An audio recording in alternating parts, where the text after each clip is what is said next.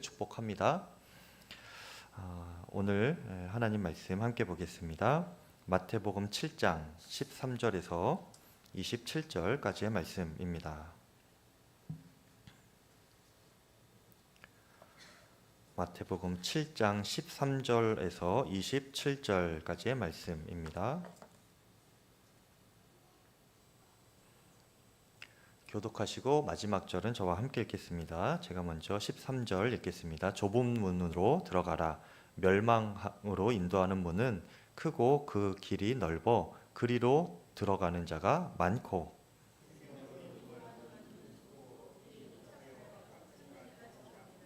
거짓 선지자들을 삼가라. 양의 옷을 입고 너희에게 나아오나 속에는 노략질하는 일이라.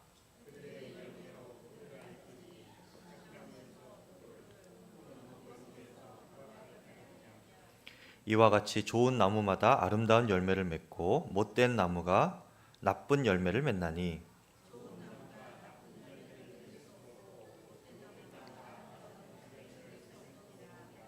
아름다운 열매를 맺지 아니하는 나무마다 찍혀 불에 던져지느니라.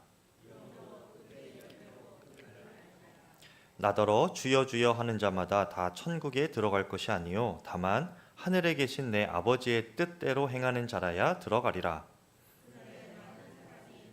주여 주여 우리가 주의 이름으로 선지자 노릇하며 주의 이름으로 귀신을 쫓아내며 주의 이름으로 많은 권능을 행하지 아니하였나이까 하리니 그때에 내가 그들에게 밝히 말하되 내가 너희를 도무지 알지 못하니 불법을 행하는 자들아 내게서 떠나가라 하리라.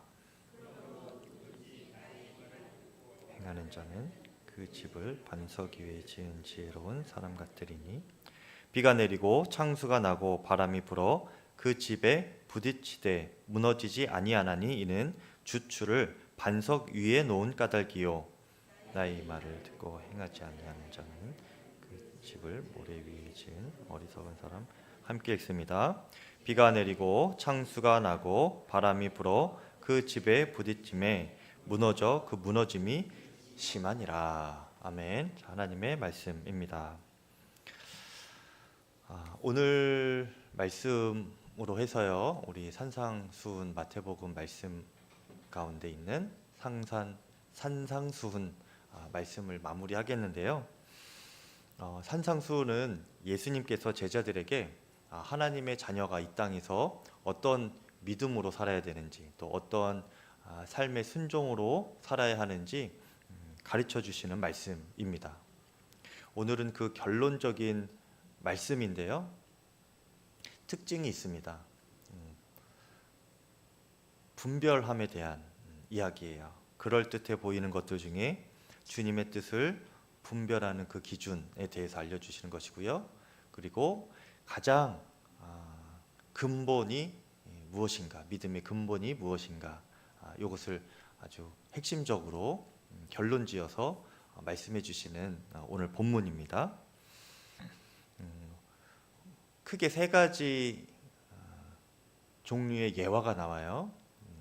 좁은 문, 넓은 문, 또 좁은 길, 넓은 길, 이렇게 한 예화가 있고요. 또 나무와 열매에 대한 예화가 나오고요. 또 집에 대한 예화가 나옵니다. 무너지는 집, 무너지지 않는 집, 이렇게 세 가지 종류의 예화, 사례가 등장을 하는데 이것을 통하여서 예수님께서 우리에게 어떤 믿음을 가져야 하는지 알려주시는 것이죠.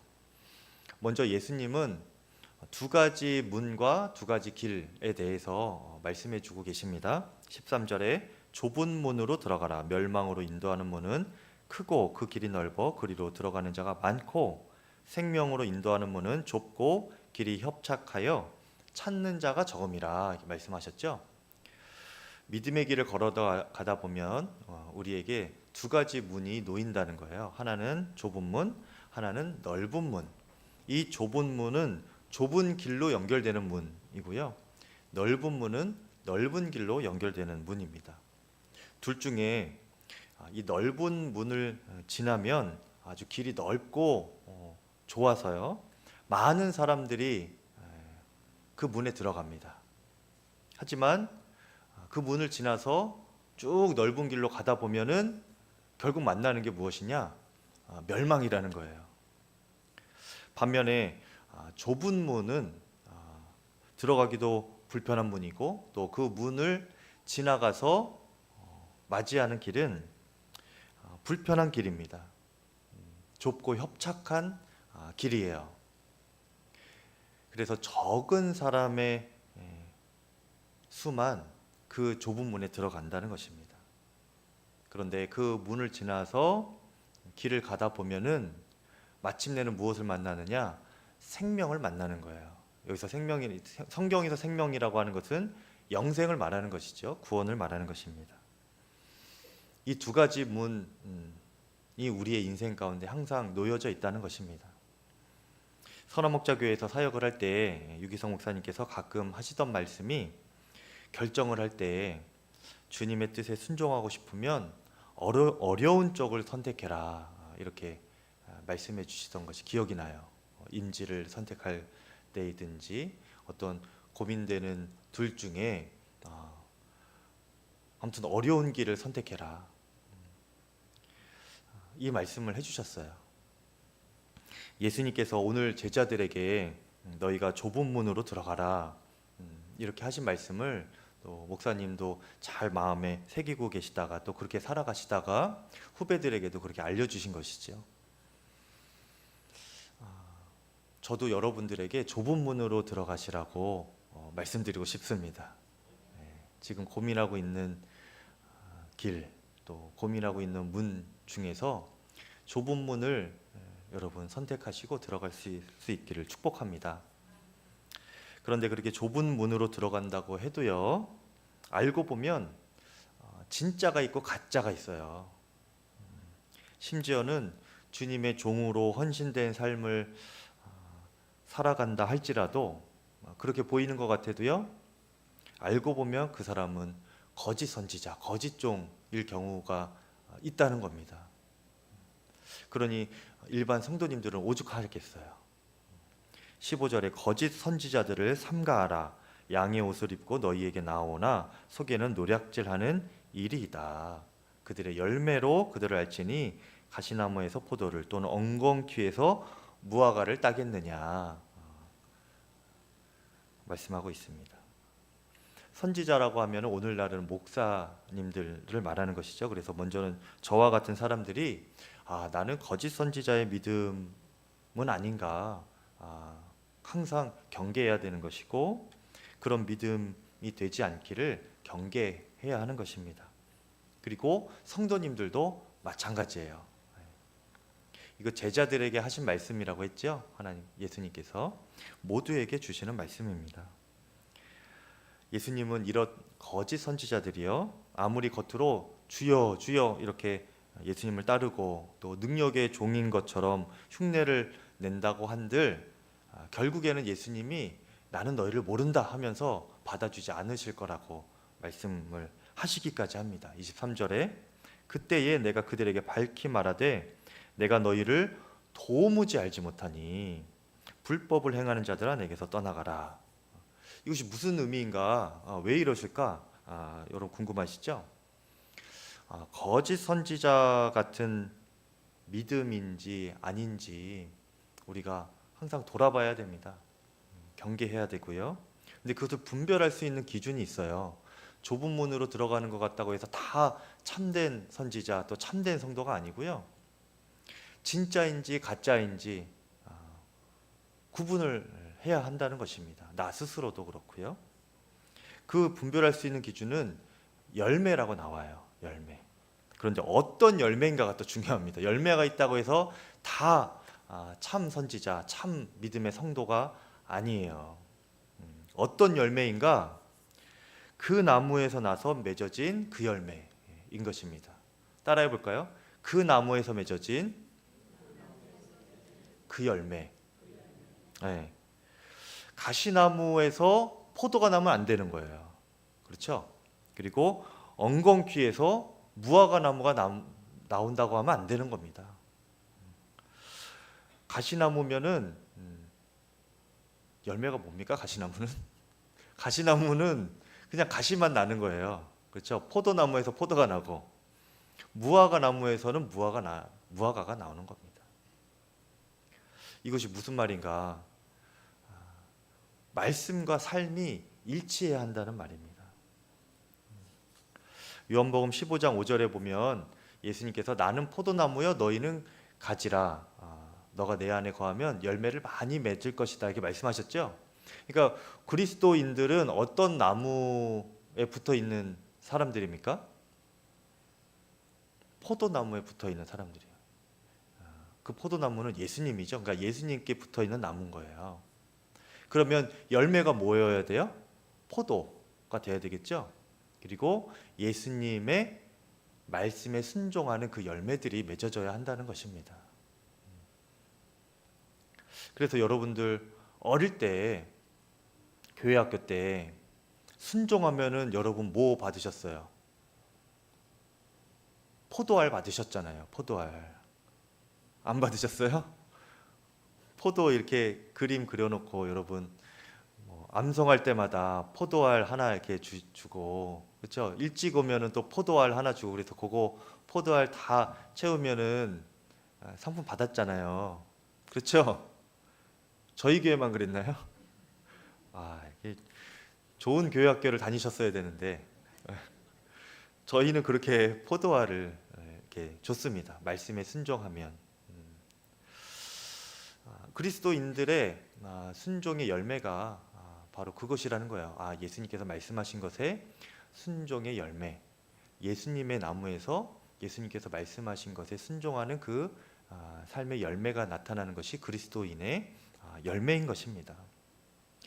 다른 성공을 이루고 아무리 화려한 사역의 열매가 있다 할지라도 그것이 그 사람에게 주신 주님의 말씀에서 나오는 열매가 아니라면 그 사람은 아무리 성공을 했다 해도, 놀라운 사역을 한다 해도 주님의 종이 아닌 거예요.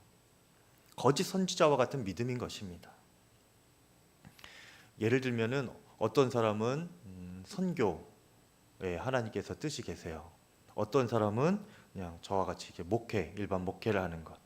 어떤 분들은 그냥 성도로서, 또 어떤 분들은 또 성도 중에서도 직분을 맡은 자로, 또 어떤 분들은 보이지 않는 것에도 묵묵히 섬기는 자로, 어떤 사람은 교사로, 이렇게 주님께서 그에게 주신 마음, 또 그의 인생을 인도하시면서 말씀으로 양육하시면서 주님께서 순종하게 하시는 모습들이 있죠. 그리고 그 순종의 각 영역이 있습니다. 그런데 나는 주님 안에서 예를 들면은 그냥 성도로 살아가도 되는데 저 유명한 어떤 사역자의 어떤 모습을 노력해요. 열심히 배우고 갈고 닦고 또 엄청 경영도 잘해서 뛰어난 업적을 남겼어요. 사역적으로. 그리고 유명해졌어요. 많은 사람들에게 영향력도 생겼어요. 그래봤자 주님께서 나는 너를 모른다 한다는 거예요. 주님의 마음에서부터 나온 것이 아니라 나의 욕심, 나의 계획, 나의 의도에서 나오는 것으로 주님을 이용하여 이루어내는 것이기 때문에 그렇습니다. 이런 것들을 우리가 잘 분별을 해야 되는 겁니다. 많은 이들이 쉽게 미혹되는 것이요, 여러 기적과 은사가 나타나면 저거는 정말 다 하나님의 역사다, 하나님의 정말 귀한 종이다, 이렇게 쉽게 믿어버린다는 거예요. 그리고 쉽게 그런 사람들을 따른다는 겁니다. 성령이 아니면 어떻게 그런 역사가 나타날 수 있습니까? 이러면서 이런 논리로 그렇게 따르는 거예요. 쉽게 믿어버리는 거예요. 그런데 여러분, 우리가 알아야 될 것이요, 사탄도 이런 기적과 이적을 잘 일으킨다는 것입니다. 특히 큰 능력과 큰 이적과 기적을 사탄이 행해요. 사람을 통하여서. 마태복음 24장 24절 보면 거짓 그리스도들과 거짓 선지자들이 일어나 큰 표적과 기사를 보여 할 수만 있으면 택하신 자들까지 미혹하리라. 그냥 표적과 기사가 아니고요, 큰 표적과 기사.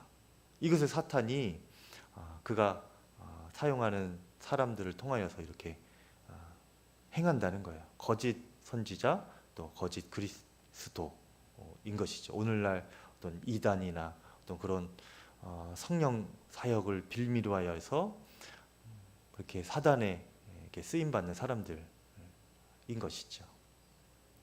데살로니가 후서 2장 9절 쉬운 성경으로 제가 읽어드리면, 그는 사탄의 힘을 빌어서 큰 능력을 보일 것입니다. 이거 적그리스도나 아니면 거짓 선지자들을 이야기하는 거예요. 그는 사탄의 힘을 빌어서 큰 능력을 보일 것입니다. 많은 거짓 기적과 표적을 행하는 것은 물론 진리를 사랑하고 따르기를 거부한 사람들을 자기 편으로 끌어들이기 위해서 온갖 꾀를 사용할 것입니다. 이게 성경에 다 나오는 얘기예요. 그러니까 여러분, 어떤 큰 기적과 은사와 어떤 큰 능력이 있다고 해서 그것이 무조건 다 하나님의 종이고 하나님의 역사고 이런 것이 아니라는 거예요, 여러분.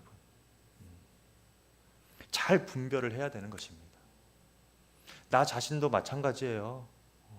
뭐 큰 사역을 감당하고 높은 자리에 가고 어떤 인정을 받는다고 해서 그것이 다 하나님께서 인정하시는 것이 아닐 수 있다는 겁니다.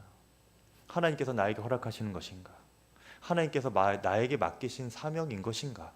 또 하나님께서 나에게 원하시는 뜻대로 내가 순종을 하고 있는 것인가? 이것을 항상 봐야 되는 거예요, 여러분. 오직 예수님의 말씀이 나에게 임하고 또 그 말씀이 순종으로 나오는 삶의 열매가 있어야 되는 겁니다. 그 나무에서 맺혀지는 그 열매가 있어야 되는 거예요. 여러분, 처음에는 많지 않아도 돼요. 정말 주님께서 주신 마음에 말씀에 순종하는 그 진실된 열매 하나만 맺어져도 됩니다. 그러면 그 이후로는 시간이 지나면 그냥 저절로 열매는 맺어지는 거예요. 그 나무에서 그 열매가 나오는 것이 중요합니다. 예수님께서 나에게 주신 말씀에, 또 예수님께서 나에게 깨닫게 하신 그 은혜에 내가 정직하게 겸손하게 정말 주님 의지함으로 순종하며 맺는 열매가 있어야 되는 거예요. 나의 욕심을 위해서 주님을 이용하는 그런 열매를 맺어봤자, 아무리 큰 열매고 기적이어봤자 예수님이 나중에 뭐라고 그러십니까? 나는 너희를 알지 못한다. 불법을 행하는 자야 내게서 떠나라. 말씀하실 뿐인 거예요. 여러분, 그런 열매를 맺으시길 축복합니다. 예수님께서 나에게 주시는 열매, 거기에 순종하는 믿음의 열매 맺으시길 바라는데, 어떤 사람들은 이제 또 요 열매에 대해서 오해를 해가지고요, 내가 그러면 성경에 있는 말씀들을 다 지켜 행하고 그러면 주님께서 인정하시는 그런 믿음의 사람, 또 구원의 반열에 이를 것이라고 이렇게 생각하기도 합니다. 마틴 루터가 그렇게 했죠. 그가 철저히 율법을 지키고 또 회개하고 선행을 하고 수도원 계단을 무릎으로 이렇게 올라갔어요. 200, 300개 조금 안 되는 그 계단을요, 고행을 한다고, 그렇게 자신의 육신을 쳐서 복종을 한다고 무릎으로 계단을 하나하나 올라가면서 그렇게 공을 쌓았던 거예요. 주님을 향한 열심을 다한 거죠. 그러면 거룩한 구원의 믿음의 확신이 자기에게 임하게 될 줄 알았던 거예요. 그런데 아무리 그렇게 해봤자 이게 마음에 확신이 들지 않는 겁니다. 하나님이 정말 이런 것을 원하실까? 그냥 이렇게 열심히만 하는 것, 내가 공을 주님 앞에 쌓아두는 것, 계속 쌓아가는 것, 이것을 정말 진정으로 주님이 원하시는 것일까? 마음 한켠에는 계속 어떤 그런 물음이 있으면서 그래도 뭐 할 게 없으니 계속 그렇게 선행을 하고 금식을 하고 절제를 하고 금욕을 하고 고행을 쌓고, 그러니까 주님께 계속 잘 보이려고 하는 거예요. 네. 그런데 마음 한켠에는 정말 이제 됐다 하는 마음보다는요, 이것으로 될까? 주님이 정말 이렇게 하는 것을 원하실까? 이런 의문이 계속 드는 겁니다.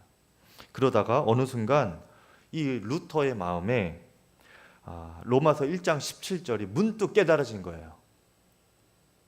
계속 알고 있었던 말씀이긴 한데 그때 강렬하게 이것이 깨달아진 겁니다. 오직 의인은 믿음으로 말미암아 살리라.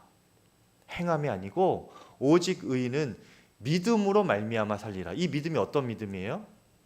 예수님께서 나를 위하여서, 나의 죄를 위하여서 십자가에서 자신의 생명을 내어주심으로 나를 구원하셨다. 이것을 믿음으로 내가 구원을 얻는 것이다. 이 믿음이 깨달아진 겁니다. 그러면서 그 깨달음의 순간을 루터가 이렇게 적어놓은 것이 있는데 이런 문구로 적어놨습니다. 사람이 행함으로 구원을 받는 것이 아니라 하나님이 주신 복음, 곧 십자가에서 죽으신 예수를 믿음으로 은혜의 구원을 받는 것을 말한다. 내가 이것을 깨달았을 때 나는 다시 태어나는 느낌을 받았으며 천국문이 내 앞에 활짝 열려진 것과 같은 느낌을 받았다라는 거예요. 무엇입니까? 이게 마음의 문제라는 것입니다.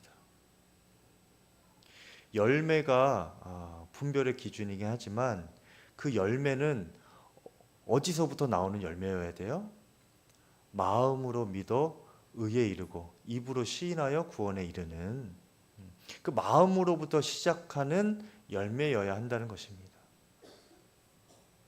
여러분, 결국은 오직 십자가의 예수님만 붙잡는 그 믿음, 이 마음의 문제인 거예요. 좁은 문이라는 것은요, 내 몸 하나 겨우 들어가는 문을 말하는 것입니다. 누구랑 게 같이 들어갈 수 있는 문도 아니고요. 그냥 내 몸 온전히 내 몸 하나 간신히 그냥 겨우겨우 들어갈 수 있는 문이 이 좁은 문이에요. 이것은 무엇을 말하냐면 그 누구도 나와 나를 그렇게 같이 이렇게 좁은 문을 통과해 줄 수가 없다는 거예요. 나 혼자 주님 앞에 단독자로 서야 된다는 말입니다. 구원은 그래서 각자예요, 여러분. 부모님의 믿음으로 내가 구원을 받는 것이 아니에요. 내가 단독자로 가야 되고 또 나 혼자 가더라도 나 혼자 주님 앞에 서더라도 다른 것 뭐 걸치고 갈 수 있는 것이 없습니다. 모피코트 가지고 못 들어가요. 껴서 금은보화 이렇게 가지고 손에 붙들고 이렇게 이민 가방 가득 채워서 같이 못 들어가요. 다 내려놓고 가야 되는 겁니다. 그냥 오직 있는 그대로 나 혼자 나의 있는 모습 그대로 주님 앞에 나아가서 오직 예수님만 의지하겠습니다. 저는 이제 내 몸 하나입니다. 내 마음 이 하나입니다. 나는 오직 예수님밖에 없습니다.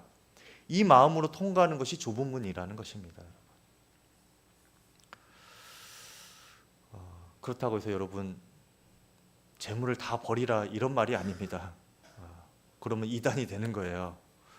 그런 게 아니고 보세요. 나에게 재물이 있고 또 인맥이 있고 명성이 있고 그렇죠. 여러분 열심히 노력하셔서 성실하게 사셔서 여러 가지 얻은 것이 있고 형편이 좋고 그래도 그런 게 다 있을지라도 내 마음이 오직 주님만 의지합니다. 나에게 있는 것 다 주님의 것입니다. 주님께서 주권자이십니다. 저는 저 혼자 주님 앞에 단독자로 서서 주님의 인도하심만 구합니다. 주의 종으로만 살겠습니다. 그렇게 순종하는 마음으로 믿음을 고백할 때에 그것이 좁은 문으로 들어가는 것이라는 것입니다. 오직 의인은 그 믿음으로 말미암아 사는 거예요. 나는 예수님밖에 없습니다. 다른 가능성들, 도움받을 것들 그것들이 있지만 그 이전에 오직 예수님만 바라보라. 예수님만 붙잡겠습니다. 이런 마음으로 영적인 배수의 진을 치는 것이죠. 그렇게 좁은 길을 들어가는 것인데 심지어는요. 이 좁은 길을 지나면 내가 그래도 좀 믿음을 인정받고 잘 되겠지? 주님께서는 선하신 분이니까 좋은 날이 곧 오겠지? 이런 생각까지 내려놓는 거예요, 여러분. 그럴 가능성까지 마음에서 내려놓는 상태가 좁은 문을 통과하는 믿음인 것입니다. 성경을 보면 제가 앞에서도 설명을 드렸는데요. 좁은 문을 지난 다음에는 넓은 길이 예비된 것이 아닙니다. 좁은 문을 지나면 그 문은 좁은 길과 연결되어 있는 거예요. 가까스로 내가 좁은 문을 통과했는데 정말 믿음의 결단으로 정말 예수님만 의지하겠다. 그런 단호한 영적인 배수의 진을 쳐서 좁은 문 그렇게 통과했는데 앞에 놓인 것은 또 좁고 협착한 불편한 길이 내 앞에 놓여 있는 것입니다. 어려움을 넘으면 또 어려움이 올 수 있는 그런 삶의 여정이라는 거예요. 그런 믿음의 삶이라는 것입니다. 예수님의 십자가의 고난의 길이 그런 길이었죠. 예수님이 언제 고난 지나고 배불리 먹고 마시면서 그렇게 마지막을 정말 멋지게 그렇게 마무리하셨습니까? 예수님은 십자가의 길이 시작되는 그 순간부터 고난의 길의 연속이었고 마지막에 가장 비참한 십자가의 형벌로 마감하신 거예요. 끝까지 고난의 길이었습니다. 그렇기 때문에요, 여러분, 그리스도인에게 좁은 문, 고난의 길은요, 결코 이상한 길이 아닙니다. 부끄러운 길도 아니고요. 그렇다고 해서 내가 실패하는 삶이구나, 이것도 아닙니다, 여러분. 예수님께서 걸어가신 생명의 길이고 부활의 영광에 기다리는 그 길인 것입니다.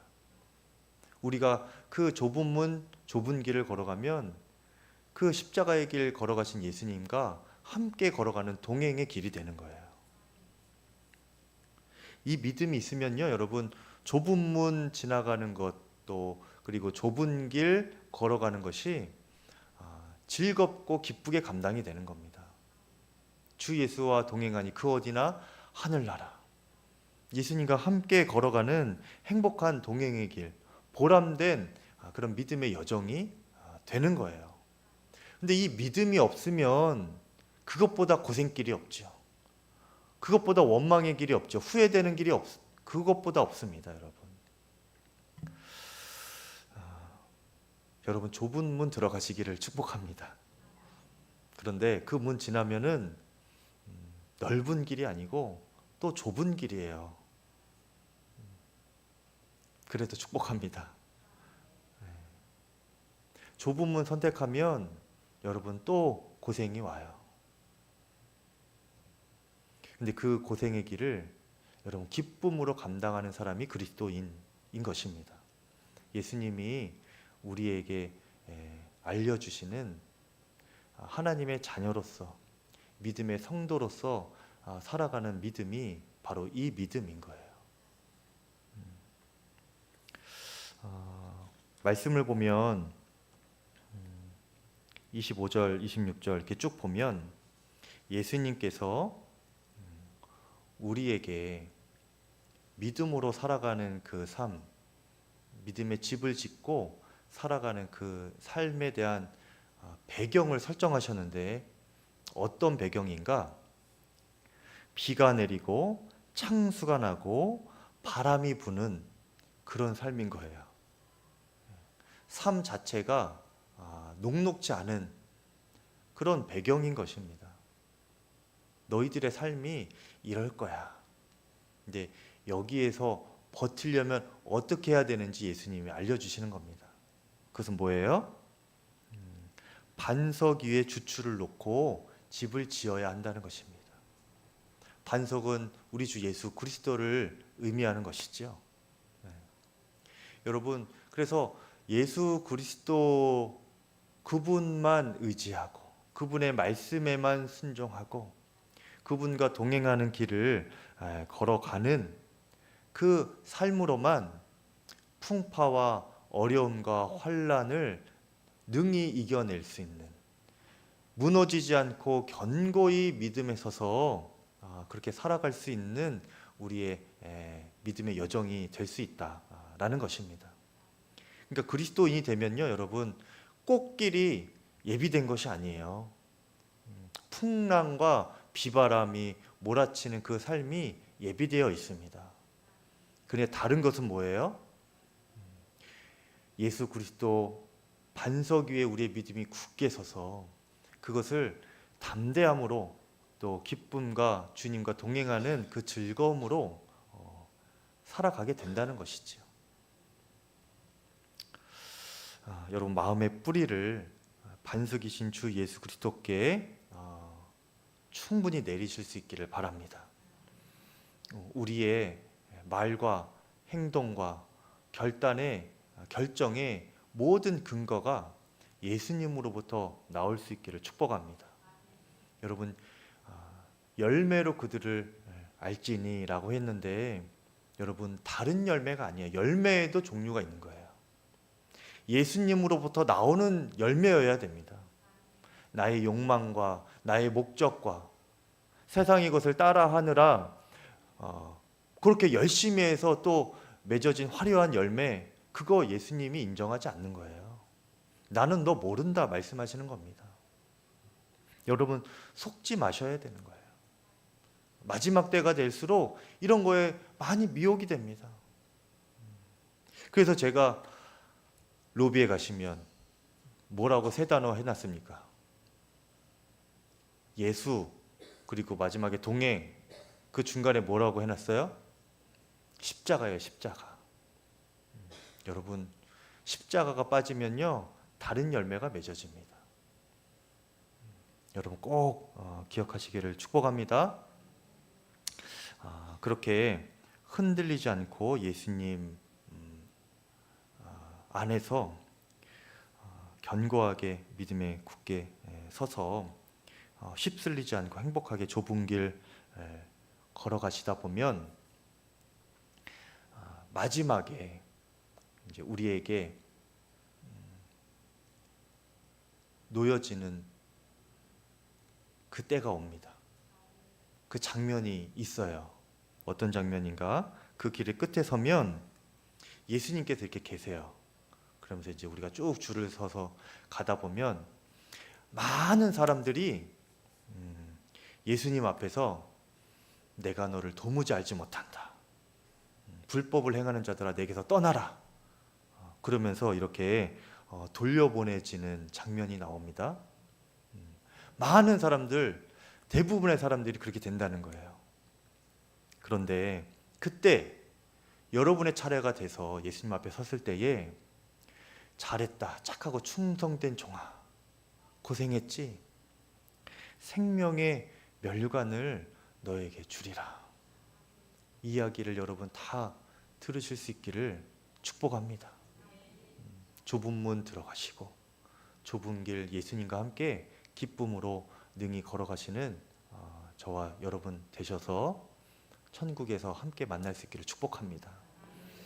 함께 우리 합심하여서 기도하겠는데요. 이 시간 기도할 때 한 가지만 놓고 기도하겠습니다. 예수님, 제가 좁은 문으로 들어가고 좁은 길 걸어갈 수 있는 믿음의 결단을 할 수 있게 하여 주시옵소서.